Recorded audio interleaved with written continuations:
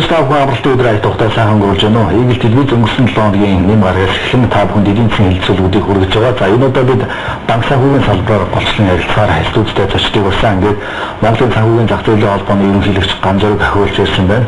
За санхүү эдийн дэд сургуулийн санхүүгийн удирдлагын техникийн зөвлөх дэд профессор Дэлгэр сайхан багш нар хүрэлцсэн байна. Ингээд урьдлын хүлээ авч амралтын өдөр цаглаа гаргасан баярлалаа. За та бүхэнд гэсэн баярлалаа. Бид бас Монгол банкнаас за банкуудын холбооны ерөнхийлөгч болдог өрсөн боловч ажил цаг зав нь болсонгүй шиг боллоо. Ямар ч байсан бид гурав хилцүүлгээ эхлүүлье гэж бодож байна. Тэгэхээр банк санхүүгийн салбарын мэдээллийг хилцүүлгээ хийхэд бас үзэгчтэй өхөн зүйтэй өгч байна. Хилцүүлгээ энгийн ойлгомжтой байх үүднээс бас та бүхэнд хэлэхэд 2003-аас 2011 оны хооронд 8 жилийн хугацаанд манай улсын дотоодын нийт бүтээгдэхүүн 6 дахин өссөн байна. Гэтэл банкуудын актив хөрөнгө бол 10 дахин томорсон байна л да. Манай улсын банк санхүүгийн салбарын хөгжлийг хэмжиж болох үедээ нэг үзүүлэлт нь банкуудын нийт активын дотоодын нийт бүтээгдэхүүн дэслэх хувь. Энэ үзүүлэлт 2003 онд 56%, 2005 онд 63%, 2010 онд 74%, 2011 онд 87% хүрчээ жилээр жилд тасралтгүй өсөж байна. Өөрөөр хэлбэл манай оронд банк санхүүгийн салбар эдийн засгаас илүүтэйгээр хурдтай хөгжиж байгааг илэрхийлж байна. 2012 оны 8 дугаар сарын байдлаар банкуудын нийт актив 10.3 их найд төгрөгт хүрээд байна. Харилцаг хадгаламжийн хэмжээ 7.2 их найд төгрөг, зээл 6.7 их найд төгрөгт хүрсэн нь эдийн засгт нөлөөлөх үс хэмжээнд хүрээд байгаа юм аа. Тэгэхээр эдийн засгийн хөгжлөөс банкны хөгжил илүү хурдтай явж байгаа нь харагдаад байна л да. Та бүхэн харж байгаагаар банкны салбарын эдийн засгт үзүүлж байгаа үүрэг нь юу юм бол хөгжлийн гол хөдөлгөгч хүч нь бас юу юм болоо. За тэгэхээр банкны салбар бол мэдээж эдийн засгийн гол хөдөлгөгч хүч санхүүгийн ноён нурууны нэг хэсэг байдаг. Банкны салбарын эдийн засгт мөнгөн өргөмжийн удирдлагыг мөнгөн урсгалыг зөв чиглүүлж эдийн засгийг хадгаламж зээл хэлбэрийн бүтээгдэхүүнээр дамжуулан эдийн засгийг дэмжих хэрэгтэй байна. Тэгэхээр эдийн засгийн хөгжлөөс банкны салбар юм хөгжил орцтой явна гэдэг бол их буруу зүйл биш. Гэхдээ эдийн засгаас хэд тавсан мөнгө эргэлт банкны салбар дээр төвлөрөхөөр банкны салбарын эрсдлийн түвшин бас өсөх зөрөгтэй байхыг үгүйсэхгүй. Гэхдээ энэ тохиолдолд 10 дахин өссөн банкны салбар дотоодын нийт бүтээгдэхүүний нэг 70-80% орчим байгаа юм байна тийм үү. Тэгэхээр энэ нь бол ерөнхийдөө нэг зогсгүй хэмжээ бол биш. Эдийн засгт энэс болоод нэг сүттэй зөргүүр давар гарах нь гэсэн ойлголт бол байхгүй гэж байна. Таны харж байгаа банкны гол хөгжлийн хөдөлгөгч хүч нь юу бол? За ерөнхийдөө бол эдийн засгийн өсөлт манай өөрөө банкны өсөлтийн үндсэн өсөж байгаа нөлөөлнө. Дээрээс нь тэр бас нийт бид нэр глобалчлагдсан зах зээл дээр амьдарч юм. Тэгэхээр энэ маань юу харуулж байгаа вэ? Санхүүгийн зах маань олон улсад өөрөө хил хязгааргүй ийм зах зээл байж байгаа. Тэгэхээр мараа бүтээгдэхүүний зах зээл бол өөрөө гайлын элдв татвар одоо тэг татаас иймэрхүү юмнууд дээр бас их хамаардаг бол санхүүгийн зах бол өөрөө хил хязгааргүй мөнгө маань олон улсад чөлөөтэй наашаа цаашаа урсж идэг.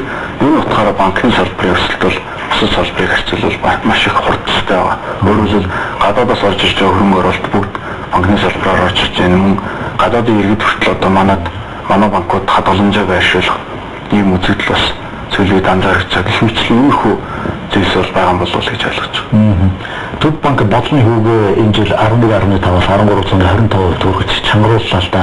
Улс төрийн сонгуульч жил байсан боловч тэр энэ хэмжээгээр зээлийг хөнж байна. За банкуудын зээлийн багцсан нөхцөл нь хатуурах юм байдал ажиглагдаж байна л да. Бид нөгөө инфляци барьж байна гэдэг үйлдвэрлэлийн зээл эдийн засгийн хөгжлөө боомжлож байна. Ийм байдал танд жишээ нь ажиглагдаж байна. Тэгэхээр энэ яг зөв миний үзэл харахад хоёр талтай юм асуудал байна. Нэг талд нь улсын эдийн засгт бол төсвийн бодлого гэж байгаа. Нөгөө талд нь мөнгөний бодлого гэж байгаа. Тэгэхээр төсвийн бодлого, мөнгөний бодлого хоёр бол уялдаж чадахгүй байгаа. Энэс болоод инфляц өндөр болдог. За инфляцаа бууруулахын тулд мөнгөний бодлого талаас зөвхөн нэг талд арга хэмжээ авах. Өөрөөр хэлбэл хүү өсөх байдлаар. За энэ бол эцсийн үндэ хэнд одоо ортоор нөлөөлөх үеэр эдийн засаг өсөж явах үед үндэсний үйлдвэрлэгч нарт орж ирж байгаа санхүүжилтийн зардал өсөж орж байна. За өөрөөр хэлбэл би одоо барилгын компани захирлуулахад миний барьж байгаа байшингийн өртөг метр квадрат $1000 гэж үзвэл миний авж байгаа тэр $1000-оор барьж байгаа одоо барилгын маань авж байгаа $1000-ын зээлийн хүн 20% байгаад байна. Өөрөөр хэлбэл бодит материал хөдөлмөрийн хөлс маань нийлээ 1000 болоход дахиад санхүүжилтийн өртөг нь нэмж орж ирээд 20% буюу $1200 болчихж байгаа. Ингээд би $1200 тэр ашгаа нэмээд зарчих тэр яг өмнө хамгийн багаар бодоход одоо 1500 600 болж өсгөн шүү дээ. Тэгэхээр энэ маань ирээд нэг талаас одоо инфляц маань өөрөө төсвийн бодлогын одоо алдаатай гэх юм уу те хэд зохион байгуулалтгүй байдлаас болж инфляц хөрөгддөг. А нөгөө талд нь тэрийг бууруулах гэж байна гэдэг мөнгөний бодлогоор бодлогын хөвгөө өсгөхөд нөгөө зээлийн хүмүүс маань өсөдөг. Ийм л одоо эдийн засгийн хэлээр бол одоо vicious cycle гэж англиар хэлдэг. Өөрөөр хэлбэл одоо доошоо ингэж урссан циклд орчод байгаа гэж харж байгаа юм бол. Мөнгөний бодлого. Бодлогын хүү 1325% хүрч өссөн. Шаавал байлгах нөөцийн норм өнгөрсөн жил 9%-аас 12% хүртлээ өслөө. Өөрийн хөрөнгийн хүрэлцээний хувь 12%-аас 12.5% хүргэж өсгсөн. Төлбөр түргэн гүйцэтгэх чадварын харьцаа 18% байсан бол одоо 25% хүртэл өссөн. Тэгэхээр ганцаар хэлэхдээ санал нэг нь сангийн бодлогыг бид өнөөдөр засалгүйгээр өнөөдөр Монгол банкны үүрэг даалгавар өгснөөр инфляцийн гарантад тоонд байр гэснээр Монгол банкны тангаар хэрэгжүүлэх боломж өнөөдөр ерөнхийдөө харагдахгүй байна. Тэгэхээр сангийн бодлогын хоёрыг уялдуулна гэдэг маань өөрөө сангийн бодлого нь ингэж мөнгөийг хэлэхгүй, төсөв хэлэхгүй, тэрлэж тэр зүйлрүү зарцуулах хэрэгтэй байдал өнөөдөр бид бол төсвийн дэлгэн дандаа нийгмийн халамж хэлбэрээр гарч байна. Миний өнцгөөс харахад бол өнөөдөр Монгол улс бол ингэж хэд өндөр нийгмийн халамжийг дэмжих бодлого барих болоогүй болсон. Аянхуу мөнгөийг бид үйлдвэрлэлтөө банк санхүүгийн салбараар дамжуулж эсвэл төсвийн хөгжлийн банкаараа ч юм уу дамжуулж гаргах учиртай. Тэгэхээр төрийн мөнгөний бодлого тэгэхээр энэ дээр Монгол банк мөрөө статусыг өвдчихсэн шинэтгэл харилцан зөвшөлтөх статустай байгууллага шүү дээ тийм ээ. Тэгэхээр энэ хоёр хоорондоо зөвшөлдөх учиртай. Та бүхэн ийм бодлого барьсан тохиолдолд бид мөнгөний нийлүүлэлтийг ингэж хэлж үйлдвэрлэлийг эдийн засгийг дэмжиж чадна гэдэг нь Монгол банк зарлахын зүйтэй. Ангид зарцсныхаа дараа төрийн түүнийхэн дагуу яах нь хэтгэлтийн бодлогоо яах нь найзан бууруулах замаар багасахгүй бол өнөөдөр огцон бууруулах боломж бол өмнөх нийгмийн халамж хэтгэлтийнхаа үүднээс байхгүй болчихж байгаа. Энэ саяны төсвийн бодлого гэсэн энэ бас үргэлжилж байна л та. Бид төсвийн хөрөнгө оруулалтаа 300 хэдэн тэрбумаар авчиж байгаа юм. Энэ бол мэдээж таны хөрөнгө оруулалт гэдэг утгаараа нийгмийн эдийн засгийг аль нэг чиглэлээр дэмжих систем байсан байна да. Дараа зүйлээс илжүүлж байгаа. Энэний хооронд бид хүүхдийн мөнгө гэдэг зүйлийг гаргаад ирээд бас нийгмийн халамж нөгөө уялдаа гэдэг зүйлээ бас л өгүүлсэн бодлогыг үргэлжлүүлж тэгэхээр бол төрийн их барьж байгаа нам өсөл хүчнүүд дэлгэрэлтээр жишээ нь тодорхой чиглэл өгөх зүйтэй байх Монгол банкд улсын их хурлын хоёрлоо зэрэг чиглэл өгөх боломжтой байгууллага шүү дээ. Тэгэхээр улсын их хурлын зүгээс тэр мөрийн хөтөлбөр эндээ засвар хийх учиртай. Тэгэлгүйгээр бид чадахгүй байна.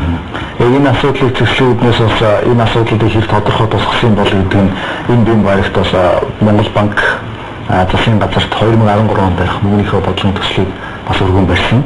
Тэгээд өнгөрсөн он ч өргөн барьж байгаад харахад зөвхөн мөнгөний бодлогоос бодлогыг одоо чангаруулах, солиулах гэхээс илүү макро зохистой бодлого илүү шаардлагатай байна. Олон улсын жишгийн дагуу гэдэг Төв банк очрлож байсан л да. Энэ макро зохистой бодлого манайд хэрэгжиж юу саадах шиг болоод. Зөв миний ойлгож байгаа бол макро зохистой бодлого маань зөвхөн алга байхгүй. Тэгэхээр сүүлийн үед ямар юм бодогдоод байгаа вэхээр бид нэр одоо эдийн засгт интервенц их цаг болжээ. Төрийн зүгээс. Тэгэхгүй хэтэрхий одоо зөвхөн нэг талын одоо хашил тавьдаг.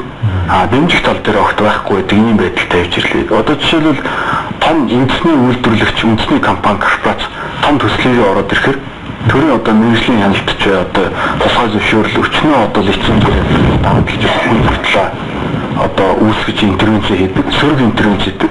Нөгөө тэгэд хүүгүй зээл олгохтой нөгөө тэр төрийн зүгээс хөрөнгө оруулалт хийх гэдэг юм эсвэл одоо ажлын саадгүй болох тал дээр эерэг интервенц хийх тал дээр огт одоо 0 тэг хоосон байгаа ч тийм байж ирсэн болохгүй юм болов гэсэн юм бодлого. Жишээлбэл төрийн төр инфляц ярьж байна л да. Инфляц гэдэг ихтэй ерөөсөө одоо дэлгэр зориул огшоос санал нийлэх баг. Дэд үтсээс усан инфляц маш их байна. Өөрөөр бараа таталтан авалт гэдэг юм маань өөрөө бараг одоо тэр хуваарлах, татан авах, хэрэглэгчид төрөх логистикийн систем гэдэг юм маань өөрөө огт бий болоогүй.